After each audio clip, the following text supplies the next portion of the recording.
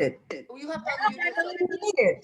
Welcome, beloveds. I'm Reverend Abigail Stockman, and I am honored Reverend Linda recommended me so that I could serve as your temporary sabbatical minister for worship while Reverend Linda takes this sacred time away from her congregational duties. She will return on Easter Sunday, April 1st, no fooling, to begin the next phase of your covenanted journey in ministry together. I also offer this caution. As you talk about cats, I have two dogs and they are occasionally unkind to one another. So if they growl or bark, I will mute quickly. But it can be a loud sound, so that's a warning.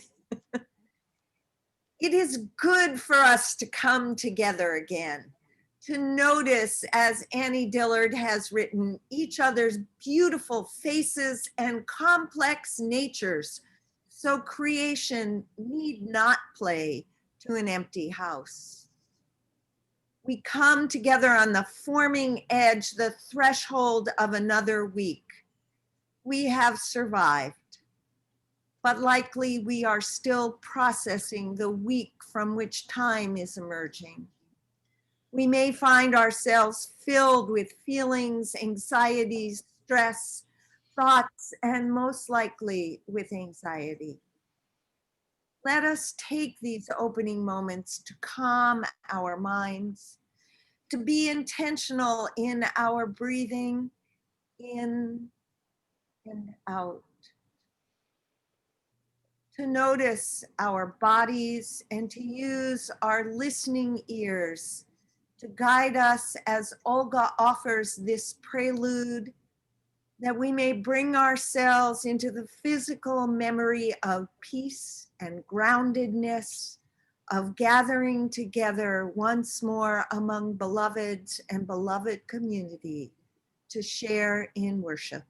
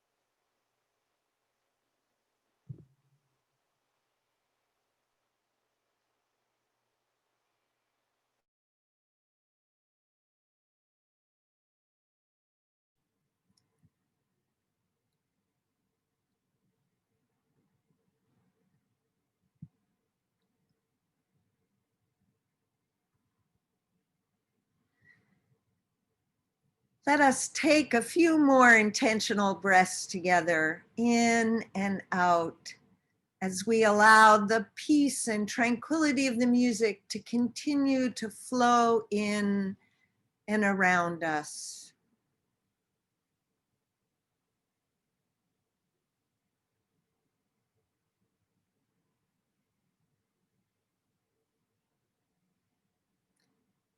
May nothing evil cross this door. Those are the opening words of our very first blessing hymn in our UU hymnal. Last week we sang this hymn together. We will hear it and then also sing it again in our service today. You can never have enough blessings. Some of us may indeed feel as if something evil has crossed our common political door in these United States. Though the events of this week and our feelings of concern are very real, let us use this forming moment to set ourselves apart, if we are able, from those very real concerns and events of our country.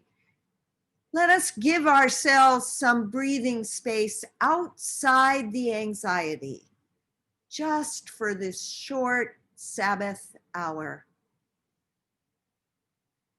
Renee Peace will light our chalice, and if you have a chalice or a candle with you, take this moment to light it as Renee lights one for us all.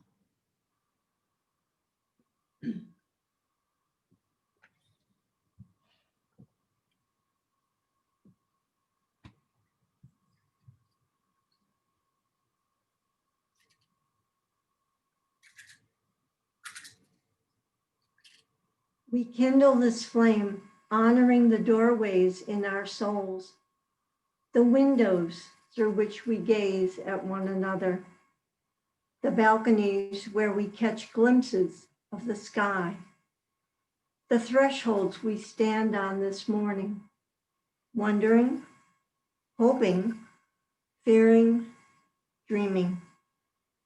We kindle this flame, honoring the doorways in our souls that can be opened to let in the light of love in us, among us, between us, and beyond us.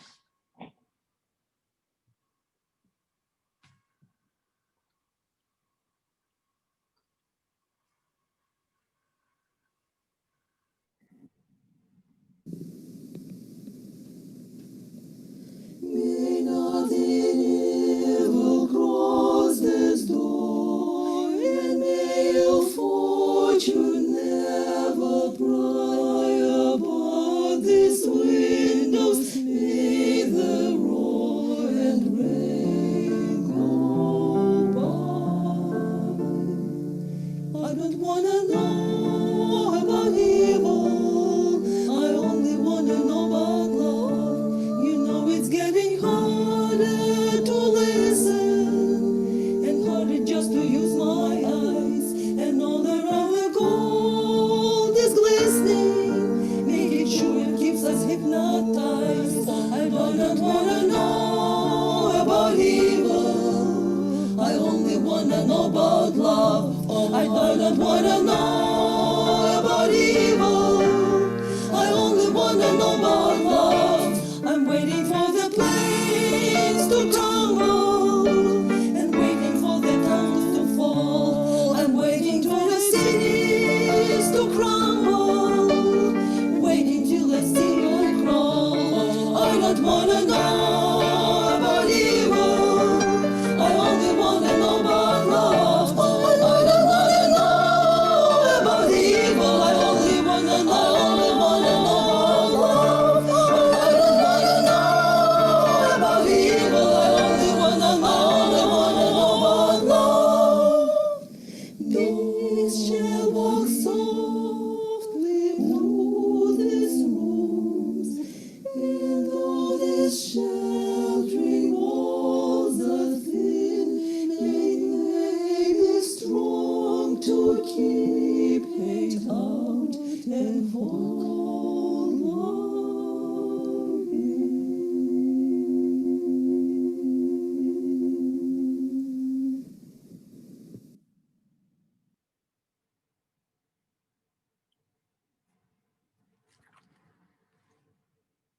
Thank you for that beautiful recording. I find myself almost wanting to move with the middle of it, dance. Most of us don't want to know about evil. We assume it is something out there away from us, easy to recognize as other than us. We may find that we believe we have some control over whether or not it touches our eyes. Many of us have been taught to hear no evil, see no evil, and speak no evil, as though that all by itself would protect us. And while there is much wisdom in that little adage, and it's a good practice, it cannot protect us. Because within each beautiful face and complex nature, the potential for both good and evil lie, and none of us escapes this gift of life without ever confusing the two. Perhaps it is as fiction author Alice Hoffman presents in her novel, The Dove Keepers, that it began on the day of creation when God brought forth the world, when God brought forth good and evil.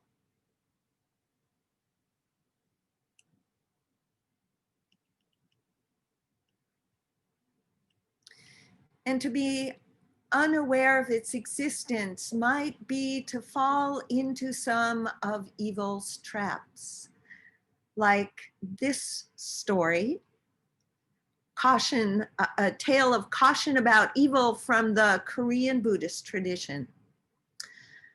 Long ago, many bandits roamed the mountain and they often captured monks.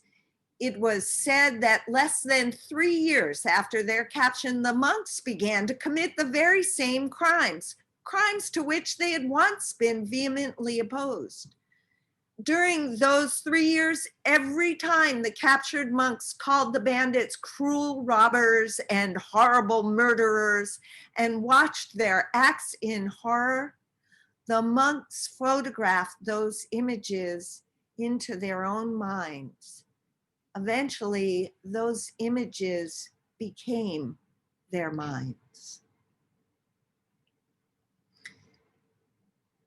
If we must look at evil, and it may be that as spiritual people we must, then as when one looks at an eclipse of the sun, we must do so through a kind of protective lens. We must have something to mediate the impact of such revelation. In the book of Ephesians, this important spiritual practice is offered in full acknowledgement of the reality that good and evil are in constant coexistence. In chapter 6, verse 11, it says, "Put on the whole armor of God, so that we might stand against the wiles of evil." And if this military metaphor makes you uncomfortable, as it does me at moments, a dear colleague friend has suggested this alternative metaphor for our times. Put on your personal protective equipment of the Holy Spirit. All of us need from time to time in the course of our lives, in the process of living, all of us need to put on the whole armor of a power that connects us to ancient and timeless truths about love, kindness, and compassion, so that we might choose more wisely and with deeper understanding between good and evil. Because evil exists in the world, even when we don't want to know about it.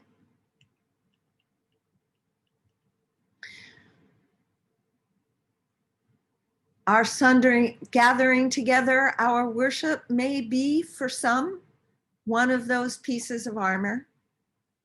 We fashion our armor, developing an inner core of spiritual strength to help us resist those human urges, like the monks, to respond in kind.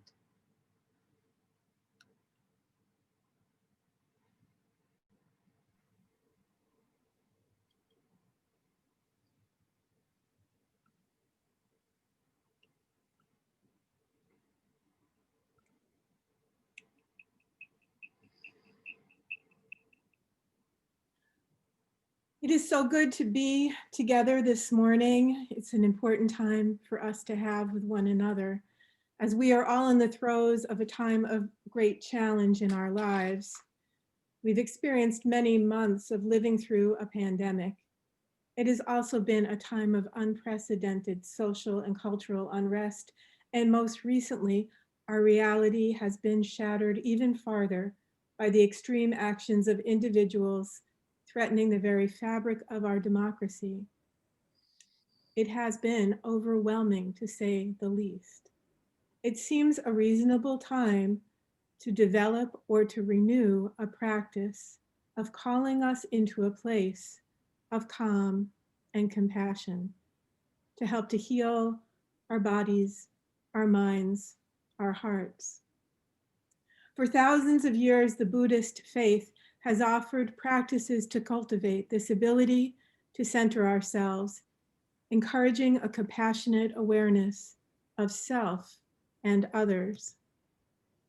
The metta, loving kindness practice, is offered as a way to cultivate understanding, love, and compassion by looking deeply first for ourselves and then for others. Once we love and care for ourselves, we can be more helpful to others. The practice begins with ourselves, how we are feeling, what we are experiencing. We offer ourselves acceptance and love. Then we move to considering those in our close circles, family, friends, neighbors. We offer them acceptance and love. The final piece of the metta practice is to consider a person or persons toward whom we have negative emotions. It is perhaps a most essential part of the practice to consider what this person feels, to develop our sense of empathy, and to extend acceptance and love to that person. The practice opens us to healing that which is broken and filled with pain, moving us toward a more loving existence for all beings. Now let us take 2 or 3 minutes to try the metta loving kindness practice together. So take a few deep breaths as we turn inward toward ourselves first, and you can repeat with me, may I be filled with loving kindness. May I be safe from inner and outer dangers. May I be well in body and mind. May I be at ease and happy. Now take a moment to consider someone who is in your close circle, a friend, a family member, someone you know. And again, we'll say, may you be filled with loving kindness. May you be safe from inner and outer dangers. May you be well in body and mind. May you be at ease and happy. Now think of persons toward whom you hold negative thoughts. Hold that for a moment. It's not an easy thing to do. And extend to them. May you be filled with loving kindness. May you be safe from inner and outer dangers. May you be well in body and mind. May you be at ease and happy. And finally, understanding the energy it takes to offer grace to others, we return to self. May I be filled with loving kindness. May I be safe from inner and outer dangers. May I be well in body and mind. May I be at ease and happy. Here ends our practice.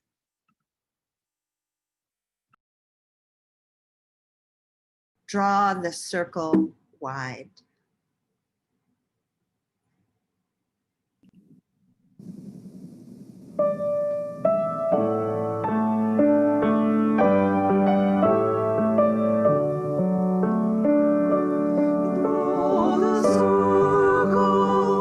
Draw the circle wide. Draw the circle, draw the circle wide. No one stands alone, we'll stand side by side. Draw the circle, draw the circle wide.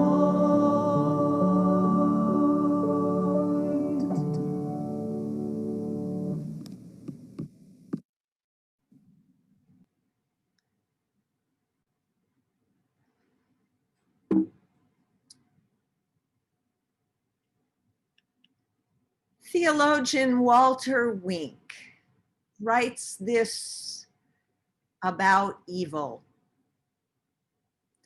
Every outer evil inevitably attracts from our own depths parts of ourselves that resemble it. To engage evil is therefore a spiritual act, because it will require of us the rare courage to face our most ancient and intractable evils within.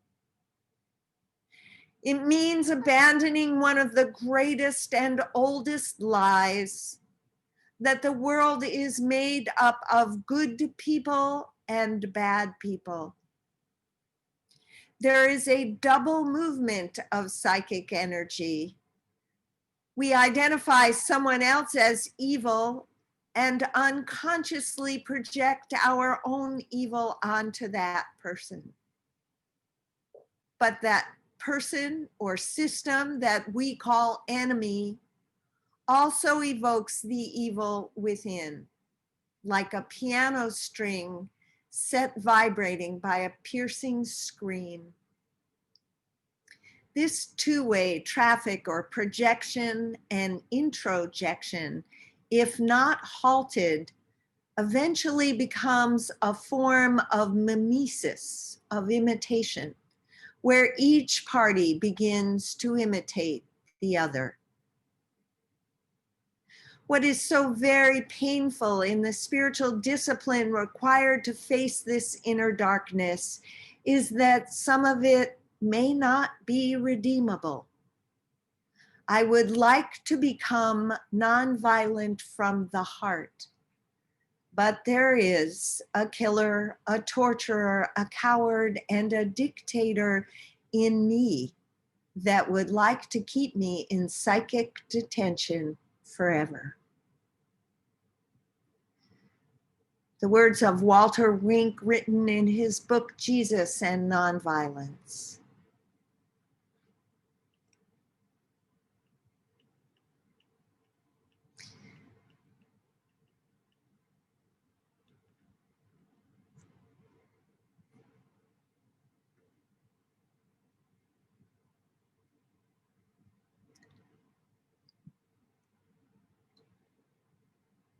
And we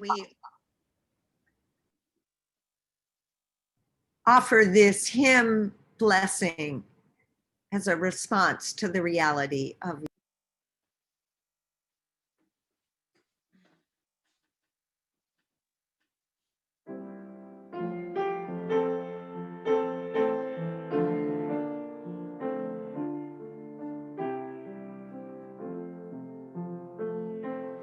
May nothing evil cross this door, and may ill fortune never pry above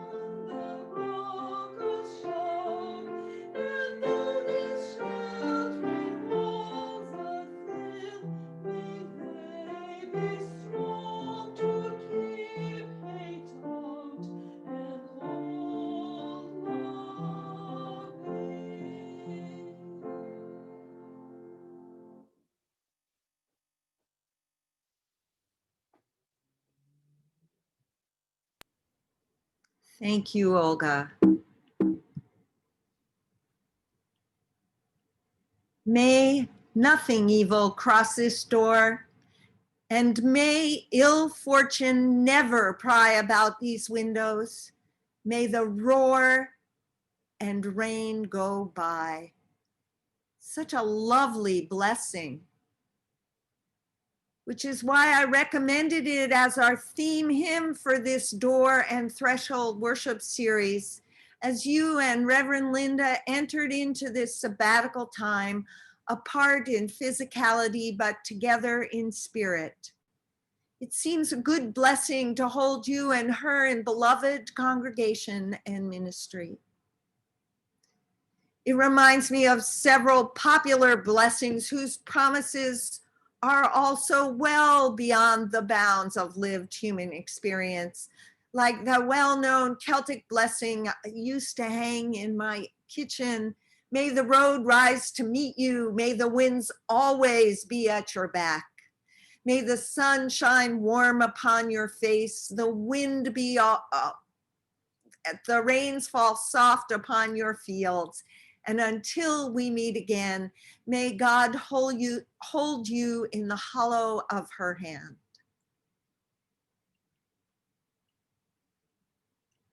In Jewish and Christian biblical theology, a blessing is understood as the power of God's favor, God's love and light poured into something. Our human role in these religious traditions is to go out and be a blessing to our fellow human beings. In Christianity, this is called being a disciple. These faith traditions at their best invite us humans to go out and be a blessing to a bruised and broken, hurting world. Because the world is bruised and broken and hurting somewhere always. May nothing evil cross this door is a blessing infused with the hope of light and love in our broken and ailing world.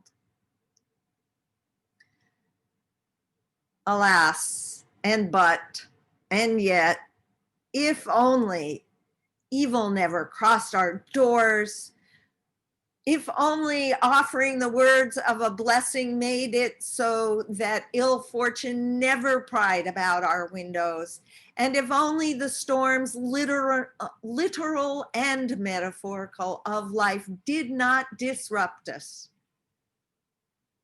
But we know better.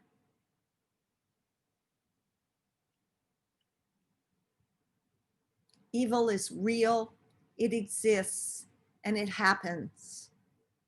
Stephanie this morning in her joy and sorrow, noting the putting together of religion with violent actions to force other people into particular behaviors, is an example.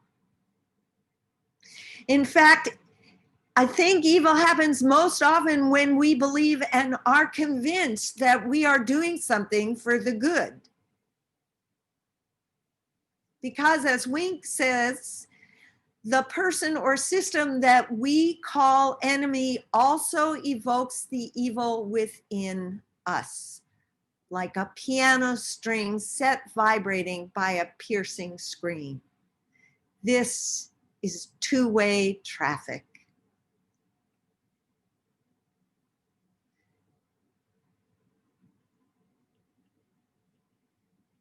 I do not hold that evil is a being, though biblical religion and its human actors have throughout human history, and particularly our biblical history, evil has been imbued with human attributes in Shaitan and in the devil. Living, ordinary human beings have been accused, tortured, and murdered in the name of a good and a God, when their behaviors or their being or their land has been deemed threatening or unworthy, or their land a prize for some greed. That is the evil that happened when white Christian European peoples believed that they and their divine royal monarchs were more human than others. They believed that their ways of social order, of agricultural order, of letter learning were the ways God had most blessed. And many still believe God has most blessed. And therefore, we are entitled to lands according to the 16th century doctrine of discovery that they could take anywhere in the world. The people who already inhabited those lands were not considered fully human because their ways were not the ways of the white Christian Europeans. And the Europeans saw their ways as God blessed. Redlining, the act of real estate agents here in the United States not selling homes in specific neighborhoods or communities to people of color and sometimes also to Jews, was a post-World War II extension of the doctrine of discovery.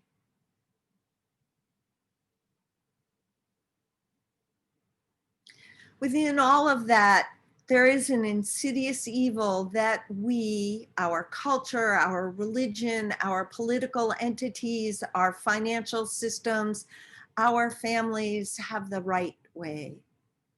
And that because we have the right way, we know better than others.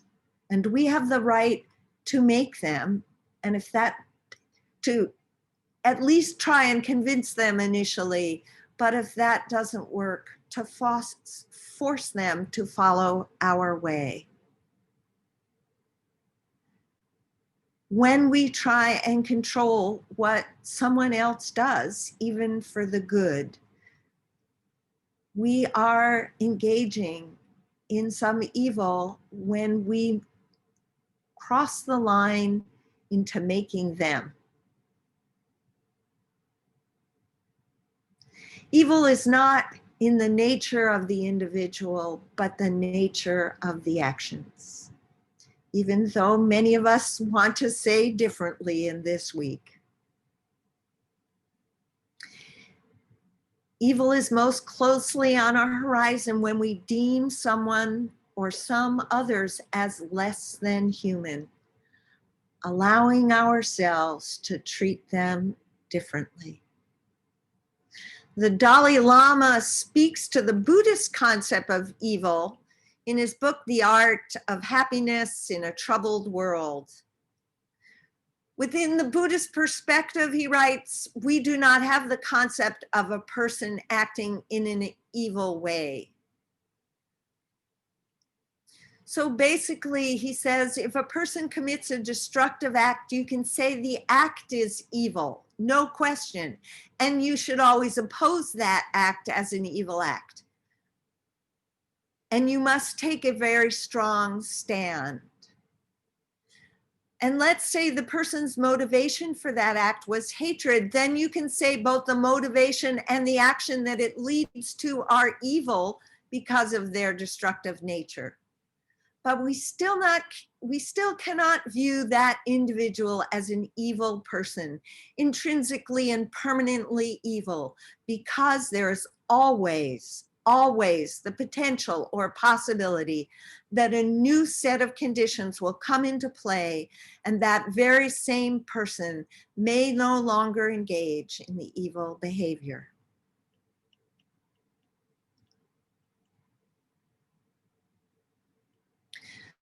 So if evil exists and if it's real, what are we postmodern human beings?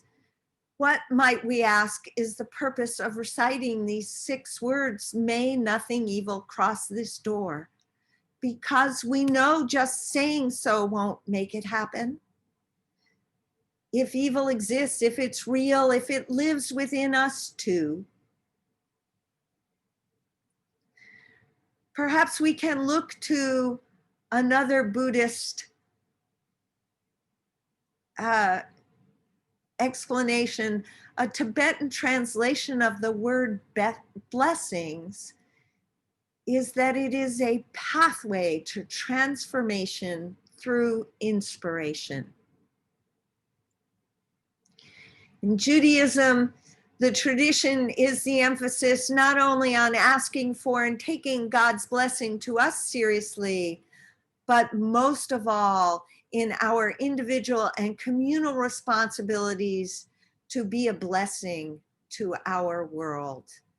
And to be a blessing, we will need our armor. It goes on to say in the Ephesians, after putting on the armor of God so that we can withstand the wiles of evil, to take up the whole armor of God, it says in verse 13, so that we might be able to withstand, to stand firm when evil comes before us. How do we, I would say, hold fast to our covenant and our principles when the evil within us arises? Verse 14 says, stand therefore and fasten the belt of truth around your waist and put on the breastplate of righteousness. The belt of truths that are timeless, truths about love, compassion, and kindness. They are not momentary political or cultural truths. And the breastplate of righteousness is about being in right relationship with one another. This is hard work. I wish it were easy as just wanting it, but it's work. Goes on in verse 15, as shoes for your feet, put on whatever will make you ready to proclaim the gospel of peace.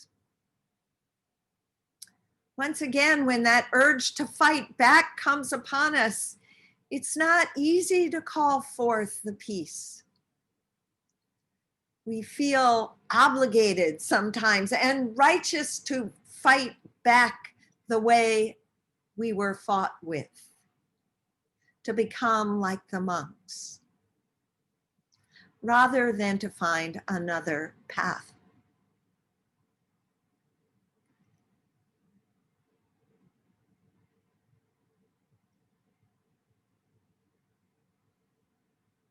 There are many other paths that we have to use that become our armor. The practice of a loving kindness meditation is one. The work of restorative justice, which I've spent the last 11 years of my life being active in, is also a way to enact peace, to proclaim the truth, to follow our principles of inherent worth and dignity.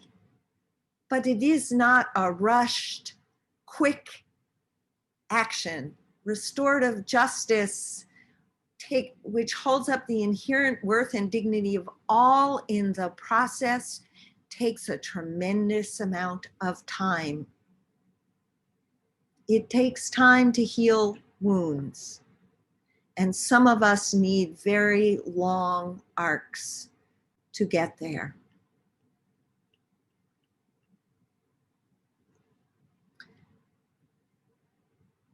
Loving kindness becomes an act of blessing, pulling us from mimicking the enemy we see outside to confront the one that might live within us and transform the enemy into another fully human being.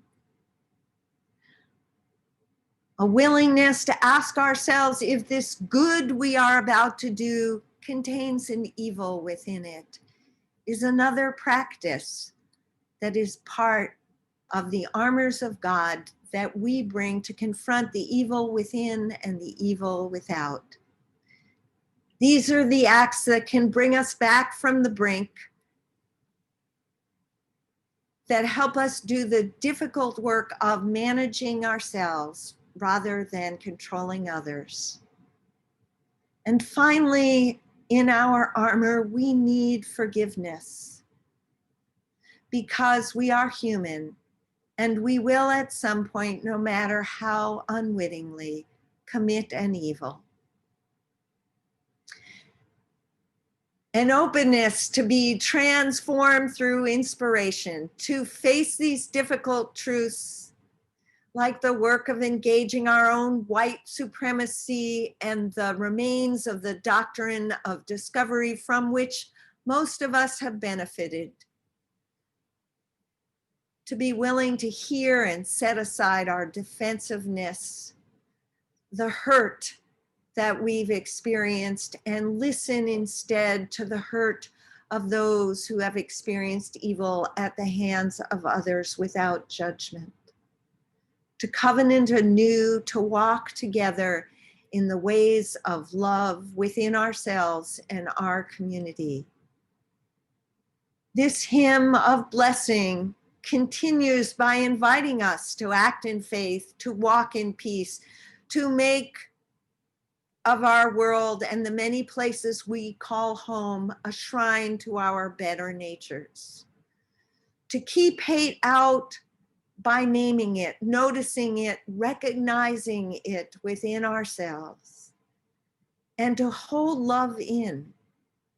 But may we hold so much growing love that this building becomes too full, and our love is not held, but instead is so full that it flows out of the thresholds and the doors and the windows, spilling into the streets and byways and neighboring homes and communities and political processes, so that we may become a blessing to a hurting and imperfect and at times evil world.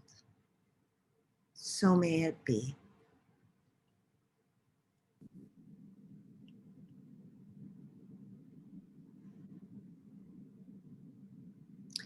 Let us go forth with these words from Anne Hillman. We look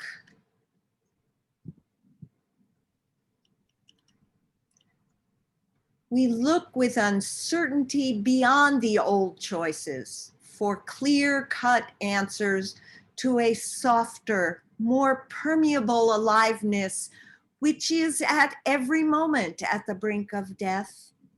For something new is being born in us if we but let it.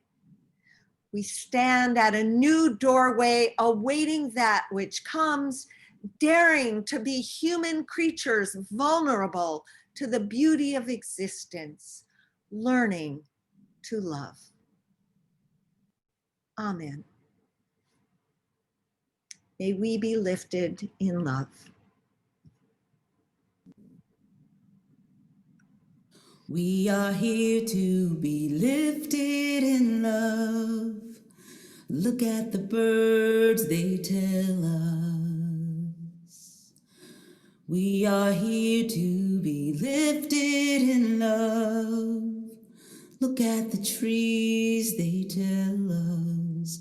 We're here to be lifted in love, to listen to love as a flower raises its face to the sun. We are all one, here to be lifted in grace and love.